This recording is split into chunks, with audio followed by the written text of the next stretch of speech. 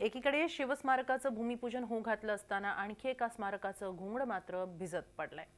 एकीकडे अरबी समुद्रातील शिवस्मारकाचं भूमिपूजन शनिवारी पंतप्रधानांच्या हस्ते होतंय, तर दुसरीकडे वर्षभरापूर्वी भूमिपूजन झालेल्या इंदुमिल येथील डॉक्टर बाबासाहेब आंबेडकरांच्या स्मारकाचं काम 1 वर्ष होऊनही सुरू होऊ शकलेलं नाही।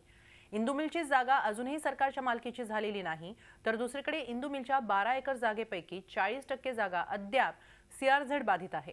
टीडीआर विकून एनटीसीचे पैसे देण्यासाठी सरकारला अद्याप यश आलेलं नाही।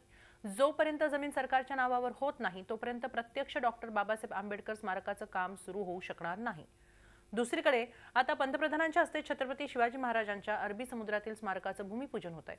मतांच्या राजकारणासाठी कोणतीही ठोस तयारी नसताना स्मारकांचं भूमिपूजन करून राजकारण केलं जातं का, असा सवाल उपस्थित होतोय।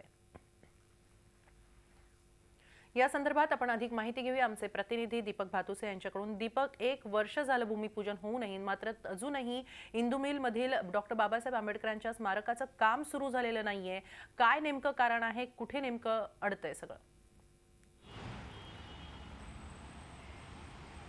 हिमाली, साधारणतः तांत्रिक बाबी या ठिकाणी अडचणीच्या ठरलेल्या आहेत। बाबासाहेब आंबेडकर यांच्या स्मारकाचं काम प्रत्यक्ष सुरू व्हायला कारण साधारणतः 1.25 वर्षापूर्वी पंतप्रधानांच्या हस्ते डॉक्टर बाबासाहेब आंबेडकर यांच्या स्मारकाचं भूमिपूजन झालं।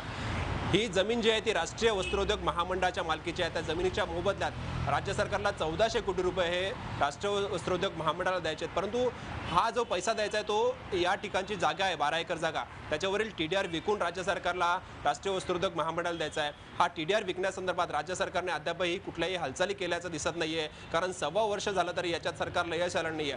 दुसरी एक तांत्रिक बाब याच्यामध्ये आली आहे ती म्हणजे ही जी 12 एकर जागा आहे त्याच्यातली 40% जागा अद्यापही सीआरझेड बाधित आहे। सीआरझेड क्लिअरन्स या 40% जागेला मिळालेली नाही, जी समुद्राच्या लगत जागा आहे, आणि 60% जागेला सीआरझेड क्लिअरन्स आहे। म्हणजे केवळ 60% जागेवर हे भूमिपूजन झाल्यानंतर काम प्रत्यक्ष सुरू होतं आणि राज्य सरकार आता केवळ या 60% जागेवरीलच टीडीआर विकू शकतं। 60% वरील जागेवरील टीडीआर विकून 1400 कोटी रुपये उभे राहणार नाहीयेत। आणि आता नोटबंदीमुळे सगळं मार्केट जे रिअल एस्टेट मार्केट आहे ते डाऊन असताना कुठलाही बिल्डर हा जो टीडीआर आहे तो विकत घ्यायला पुढे येण्याची शक्यता कमी आहे। त्यामुळे या सगळ्या तांत्रिक बाबी आहेत, त्या बाबींमुळे प्रत्यक्ष भूमिपूजन होऊ नये कामाला सुरुवात झालेली नाहीये।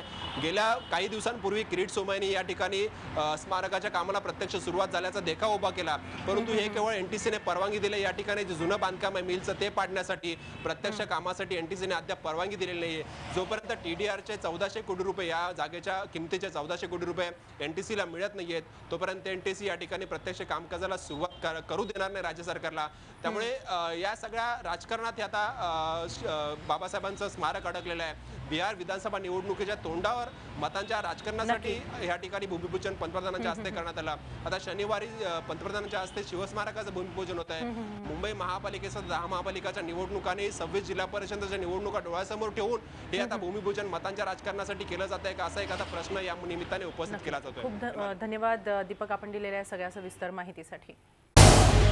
झी 24 तास रहा एक पाऊल पुढे।